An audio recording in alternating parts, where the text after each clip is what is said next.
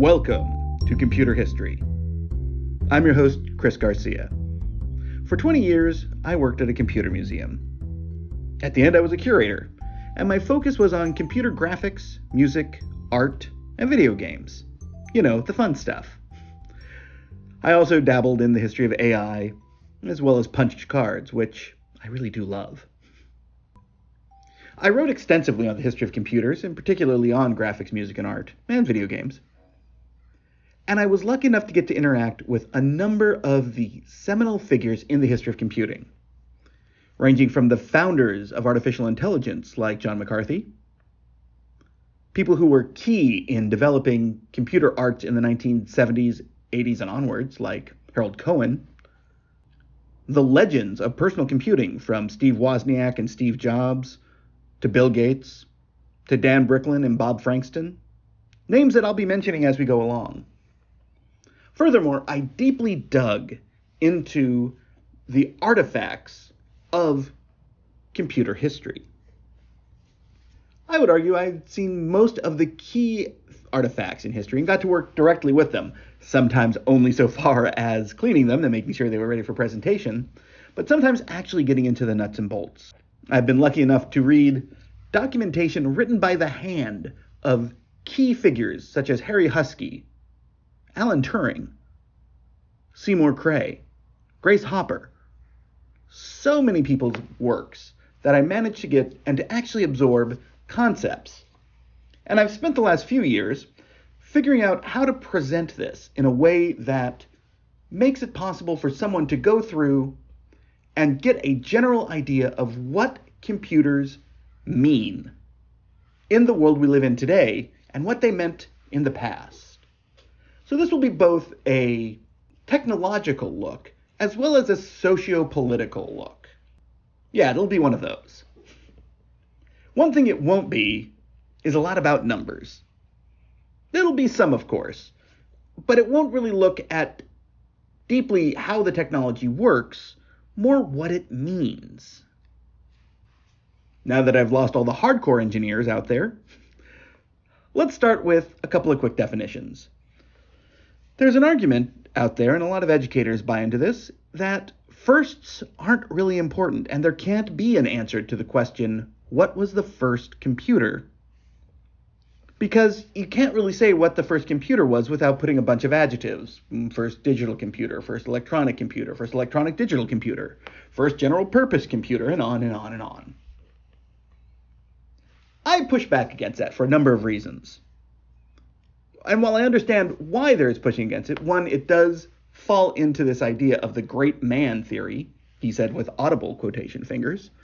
And two, there's always the fact that you can argue what is the first. But I think a key element that needs to be done is looking at how we define a thing. For the purposes of this podcast, I'm defining a computer as an electronic computer. That's important, because to do that, one, it limits it down while making it more broad than saying electronic digital computer. But two, it is through the electronic computer, not necessarily the electronic digital computer, though everything went that direction eventually, but it is through the electronics realm that the computers we know and understand today came. So in essence, it's a bit broader, but also a bit narrower. And there are things that people will say, well, that was digital, that was electronic, but the sides are blurry. But we'll be looking at those blurs in quite some detail over the future episodes.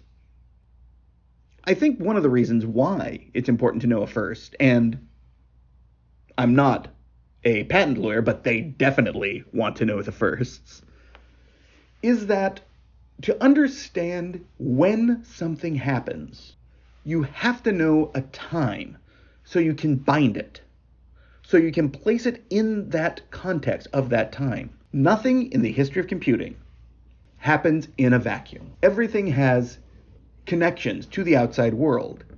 We see that greatly in computing, particularly because of World War II, the Cold War, the economic issues, the social issues that need to be dealt with at the times. And this podcast will not be dealing much with the technology as much as the impact of the technology. Something I am very, very adamant about is that you can know all the numbers, all the speeds, and actually not understand what any of it means in the context of the society that we've built around computers.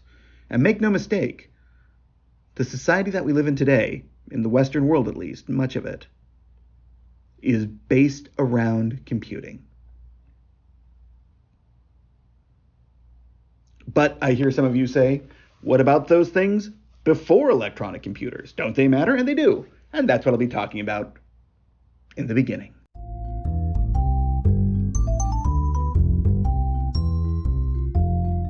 Now we're going to have to define some terms. And the first term I really need to define is, what's a computer? And for the purposes of this podcast, do not quote me on any dissertation. A computer has 5 elements and 2 concepts. First, it has to have a processor. And that processor can be any number of things. It can be electronic, and that's what we're going to focus on in this podcast. But historically, it could be electronic. It could be mechanical, electromechanical. It can be liquid. It can be a person. We'll talk more about that in a bit. But it has to have a processor where the actual work of computation is done. And the first concept is it must be a thing that does computation. That will actually make some things that often get lumped into computer history obvious that they're not actually computers. More about that later. Second, it has to have storage. Now, there's a lot of arguments here that it doesn't really need storage, but storage is an important aspect of computing, as we'll be looking at it. It needs a way to put things that have been calculated so that it can be held long term. Now, there's a lot of computers throughout history that I will call computers that didn't necessarily have storage, or at least didn't have included storage, but the idea of storage was there with them. In fact, almost everything used either a punch card or paper tape, and there are hundreds of forms of storage: disk, wire, tape, card, all sorts of them. Next, you need to have a form of input. There has to be a way to get information into the processor. These include a range of peripherals from keyboards, mouses, trackballs, light pens, all sorts of things. Anything that can take the human or other machine and take the important commands and get them to a machine. Has to have output, has to have a way to actually see the information presented to you in a way that you can, if not comprehend, at least grok the general gist of it. That includes printers, monitors, all sorts of things. Speakers. I go through speakers on my computers a lot. It's all the stuff that takes what has been processed and brings it to you. Last one is memory. And again, this is another thing. Some computers didn't necessarily have memory, but we'll talk more about that later. As like a lot of things. Memory has to do with what holds information that is being worked by the processor. So in a simple flow diagram, you would have a person input through their keyboard a string of commands. The processor would then start to work on those commands, fetching from storage any programs that it needed to actually use the work, and then back and forth between memory as it actually processed it. It would then output it, potentially through the screen. Now, those 5 concepts are, to me, critical. There's the one thing, computation. A computer is a device used for computation. And the third one is representation. And this is what really separates it from analog computers, which I will talk about a little bit. Though analog computers do have representation. but is the ability to take one form of thing and process it within itself and have an output that is different. One way I've always heard it is a computer is an information grinder and ungrinder. It takes your input and translates it into something that it can deal with. And traditionally this has been binary code, but there are many different ways of representation. And then it outputs something that you recognize. You're not dealing with, or at least very, very rarely, anything that is actually the elements that you input. You're putting or that it deals with it in. You're getting output in a different form, a form that you can understand. In essence, there is a translation, two translations. It's taking your input and translating it into something that it can understand, and then it is outputting it after translating it into a form that you can understand. See? Easy. There are a whole bunch of other things that are, of course, attached that we'll be talking about. Interfaces, software, so on and so forth.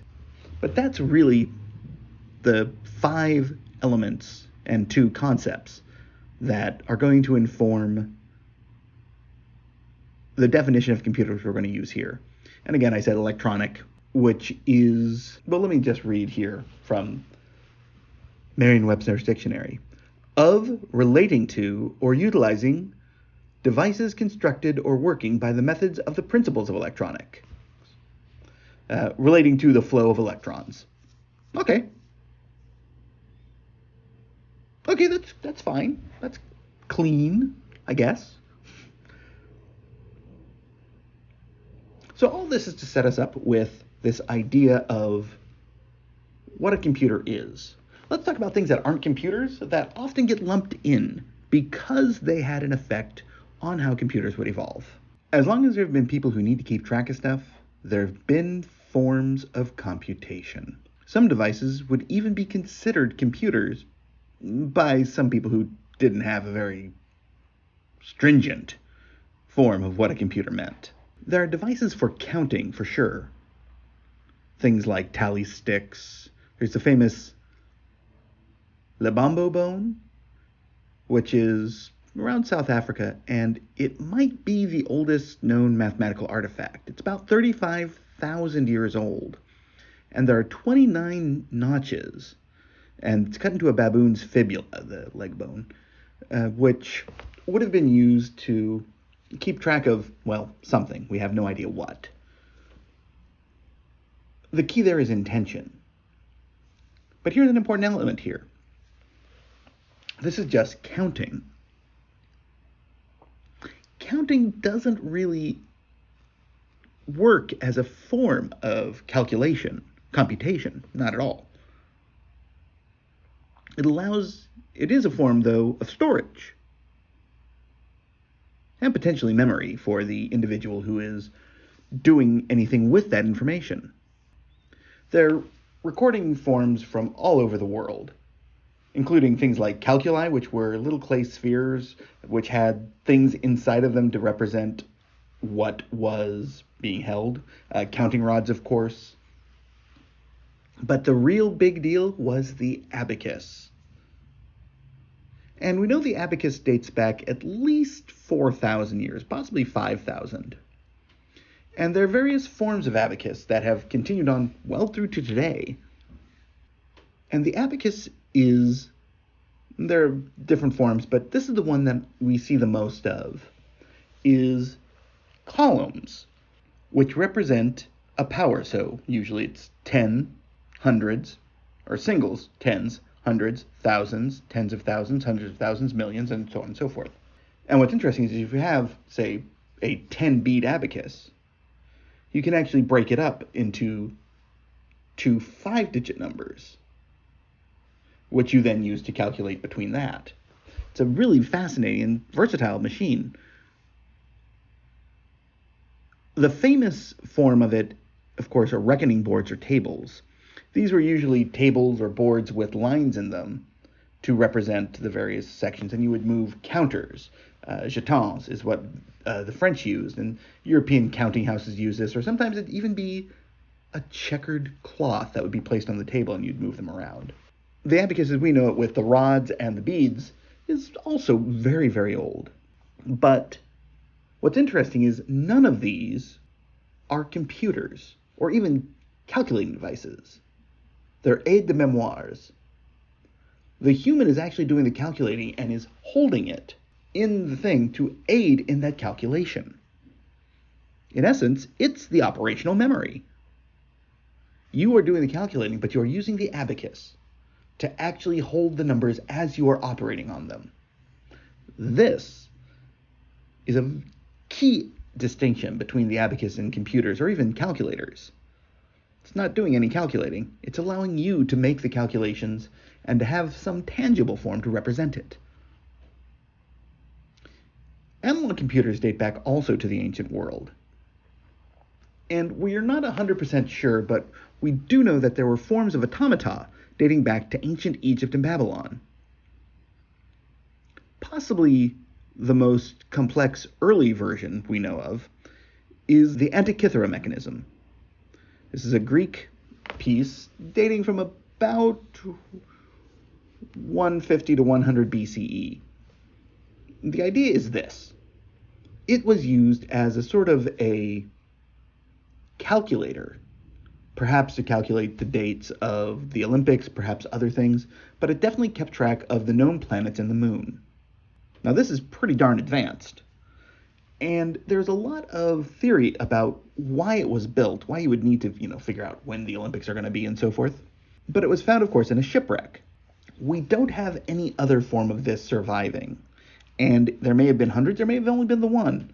It seems unlikely, and one theory that I've definitely posited over the years is that if the longer something survives, the more likely there is more than one of them, unless there is only one of them and it is revered.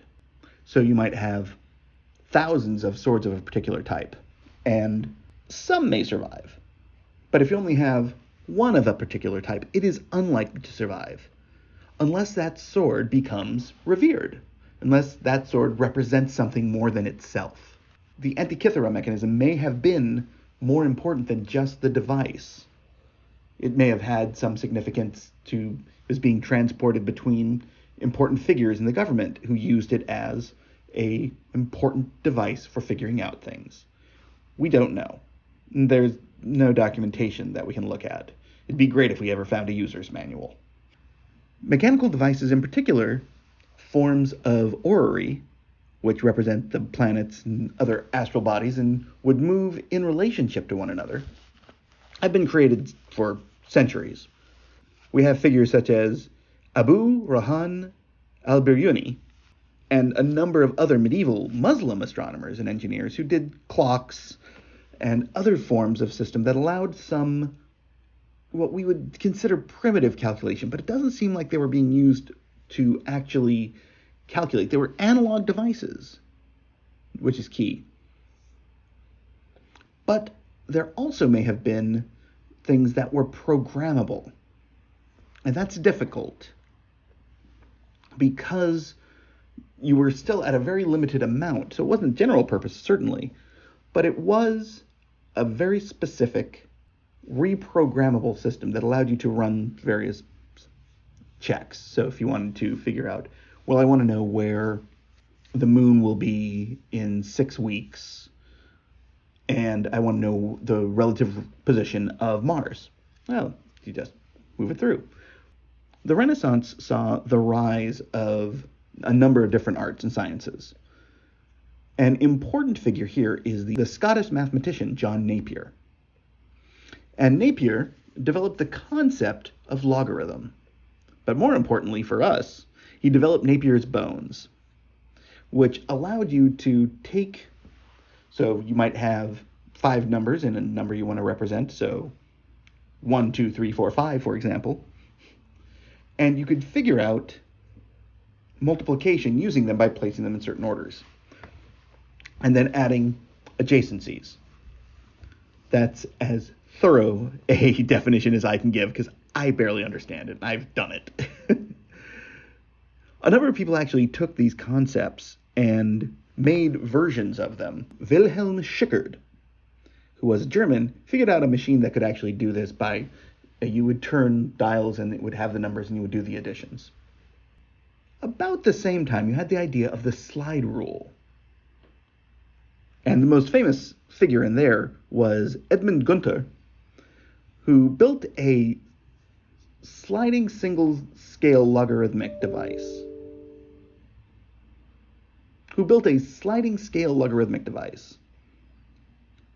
William Oughtred in 1630 came up with the circular slide rule, which still to this day is pretty awesome. I have a few of them. You could take different ideas and move them around, and it wasn't until the 1620s that you saw, it wasn't until the 1640s that you started to see the idea of machines that actually did full calculations that were not requiring the precision of a human. The downside of a slide rule is your vision. You can only get as accurate as you can see the delineation on the actual rule. But Blaise Pascal created several very important mechanical calculators. And these calculators, called Pascalines, started coming up around the 1840s and 50s. This turned out to be amazingly influential. And systems like this were built well into the 1800s. One was by Charles Xavier Thomas de Colmar, about 1820, and it was called the arithmometer. And the arithmometer was super significant in bringing the electronic digital computer to something that could be mass-produced. It could add, subtract, and had a movable carriage so you could multiply and divide. Division was difficult, but you could do multiplication easily. It used a stepped drum concept, which had been invented by Leibniz years before, but we'll mention Leibniz briefly. Leibniz. All of this led to the idea of the mechanical calculator, which exploded in the late 19th and early 20th centuries. The reason for this were several devices. One, a fellow by the name of Hans Egli, founded a company that released a system called the Millionaire. One story I've heard about the Millionaire was it was sort of named the same way Tombstone was named. Tombstone, of course, famously was the only thing you're going to find out there is your tombstone, and he found a stake and turned it into a major city, which he called Tombstone. Supposedly, the Millionaire, as someone said, you'll never make $1 million selling numbers. And yet he did. Nevertheless, it was an important advance on the Thomas arithmometer, and thousands of them were sold. Many other people founded companies to actually start to sell these. Most importantly, Frieden, Marchant, Monroe. But most importantly to me is Burroughs. Founded by William Seward Burroughs. No, not the junkie who also could write some really good stories. The Burroughs Company would actually go forth and make some of the most important mechanical calculators of the end of the 19th and early 20th centuries. They would also become very important in cash registers. This would also lead them to entering pretty early on into the electronic realm, to the electronic computer, and forward. They did some very important work. Calculators are not necessarily computers. Particularly mechanical ones are certainly not just because they're not electronic, but because they may have some storage, but really they're not storing. They're doing simple processing, absolutely, and they have to have an input and an output. But they don't have storage, usually. Once later, things like the HP 35 did have storage capacities. But what passed for storage in a Burroughs or Marchant or Monroe calculator was you would stop, and if you didn't reset, didn't change the numbers. But really that's more memory. But there's not really memory, it's doing it directly. You would press a button and it would advance a wheel that amount, and then go on and so forth. The key here, though, and very important, is that all of these things are aids to human interactions. At the end of the 19th century, we were seeing a boom in American business, and business around the world as well. It became necessary to mechanize calculation. And there's a figure who, even earlier, was looking at doing that, and who sometimes, erroneously, gets called the father of the computer. Of course, I'm talking about Charles Babbage.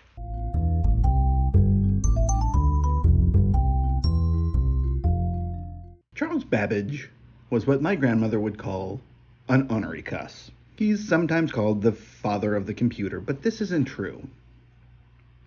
He did have a vision of what a computer could or should be. He started by developing a very complex mechanical calculator called the difference engine. He never actually made one. He made parts of one. But it wasn't until much later that one was actually built, initially by a couple of Swedes who thought that Babbage had actually made his, so they made theirs, the Schweitz engines. But he abandoned the difference engine, which was designed to calculate navigational tables. In 1833, he developed a design called the analytical engine. And the analytical engine more or less has the ideas of the modern computer. You could input, in this case via punched cards. You had a thing that he called the store, which is where the information would be held. It had a printer for output. It had a processing section, which is a whole bunch of cams and gears and so forth, which he called the mill, which I think is a better name. We should have gone with mill instead of processor. But it also had a set of ways things would turn in very particular orders that you would kind of look at as microcode or subroutines. These are all really, really cool things, way ahead of their time, except for one minor problem. It never got built. It did get designed, and for the most part, what was there probably would have worked. But there are some problems, and another name that gets brought here, of course, is Ada Lovelace. No, she did not invent software, but it's also not her fault. She probably would have had Babbage actually ever managed to get the analytical engine built, and she'd managed to get her hands on it. Except the minor issue that, one, without an actual device, you can't really determine how it would be properly used. We knew the theory of it. We didn't know the usage case, and that's really key. Now, a lot of people will say that this is a way to knock Ada Lovelace. No, she was way ahead of the curve. And her description describes something very much like software is today. I tend to say, I'm not trying to deny Ada Lovelace anything that she deserves. I just want to put the focus more on the people who actually deserve credits for the mother of software, as it were, who I think is Grace Hopper. Others have other terms, but I'm going with that. Babbage's idea didn't really go anywhere, though they've been known the whole time. In fact, there were parts of the analytical engine built that have been on display at the Science Museum in London, that were shown in major exhibitions around I think mostly in London, honestly. Australia, maybe. But there are no lasting impact except on one dude, Howard Aiken. And in our next episode, when we look at the immediate prior to electronic computers period, more or less 1925 through about 1945, the lead up to World War II, we're going to see that he brought us even closer than Babbage did through his work, and in particular, one device. At the same time, we have this rise of the need by American business for processing and storage and memory. Punch cards were the big one. And most famously, Herman Hollerith was the gentleman who gets the credit for making the modern punch card as we know it for 50, 60, 70 years. The interesting aspect of the punch card was that it allowed information to be stored, counted, and that individual piece of data that a card represents, or several pieces of data, could be moved, resorted, done again.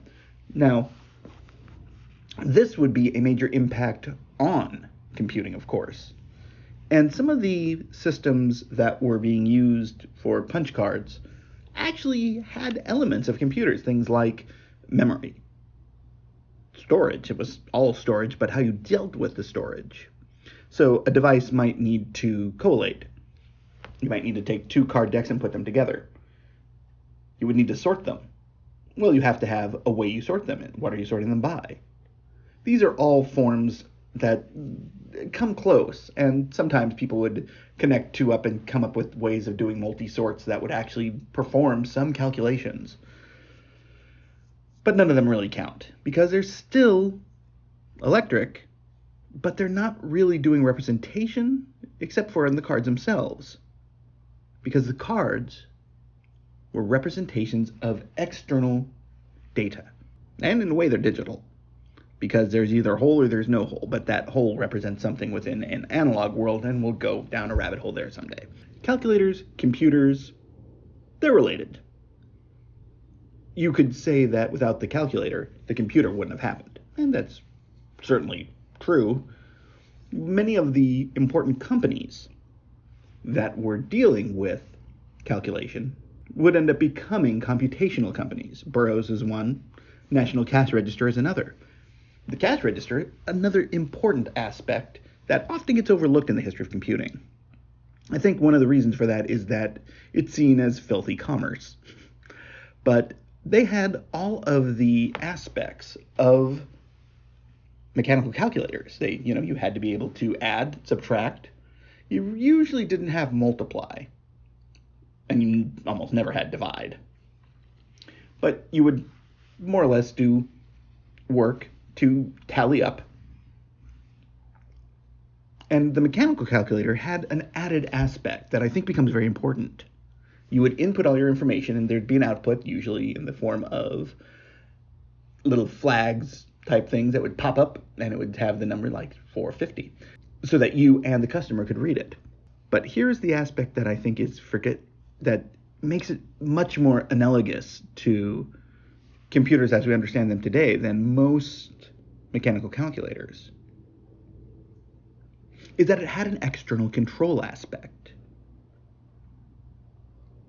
It had to open the drawer. Here you have something that you are working on, that is you're giving it input, it is doing the processing, which is very simplistic, it's just rods usually, and the output is out there for you in the thing, and at some point you finish, and it controls an internal device to allow an external transaction. This is utterly key to the entire idea of computers' influence on society. Because the cash register, more than anything else, was the first way that people interacted with mechanical calculators on an everyday basis. Because unless you were in banking, some form of bookkeeping, you didn't deal with mechanical calculators. You didn't deal with calculations much, unless you were an architect or something like that. Everyday people didn't. But everyday people went and interacted with a cash register. They knew that the values being shown in the output were monetary. And you had to ensure that your processing in the device matched what was being shown, because that had a direct influence on you. There's a famous story about abacuses, that in China, in particular at the Happy Valley racetrack, people didn't quite trust that what the abacus, they trusted the abacus, but they didn't trust when they moved to electronic calculators. And the story goes that the abacus / calculator combo was invented so that they could do the theater of the abacus and then have the electron to actually be what they pay out on. It's a theory. I'm not 100% sure it's true, but there's definitely a distrust of the introduction of new technologies. And since you're seeing in a cash register the numbers come up, you can sort of have an understanding that, oh, the values that are being entered are right, or at least in the right neighborhood, even if you can't keep track directly. On the other side, though, electronic digital computing, or electronic computing in general, you can't really see what's going on. You have to place trust in it. And the abacus, the mechanical calculator, and particularly the cash register, give you an example that you can understand and see. Computers require trust, sociologically speaking. And that's a difficult aspect and sometimes keeps them from entering into wider use.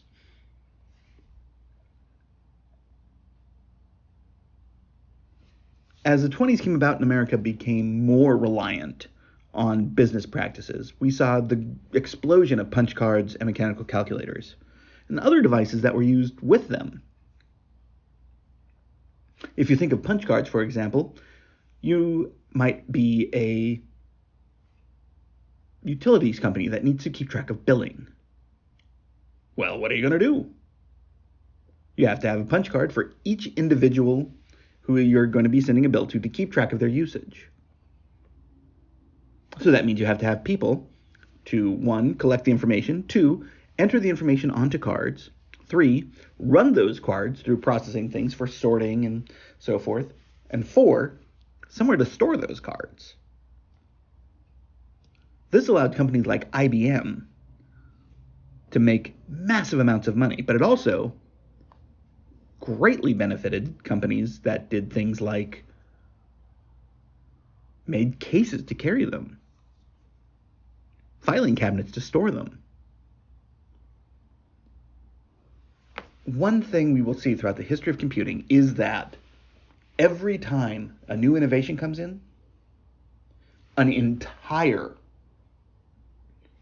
set of industries arise to make it possible to integrate them into the greater society.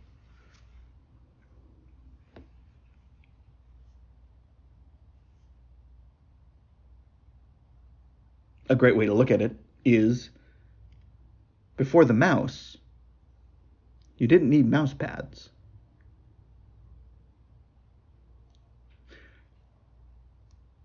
I think that things like that are an interesting little side note, and we'll be mentioning those all along the way. By the end of the 1920s, it was clear that research into computation was going to happen fast. We needed to get to a point where we could deal with this large amount of information being collected in more traditional analog forms, needed to be able to dealt with faster, at speeds that were not mechanical, but electromechanical, or even electronic. And in our next episode, we'll be looking at 1, the invention of the vacuum tube, which, lots of Bay Area connections there. 2, the early idea of the representation of ones and zeros in relays. 3, early electromechanical computers.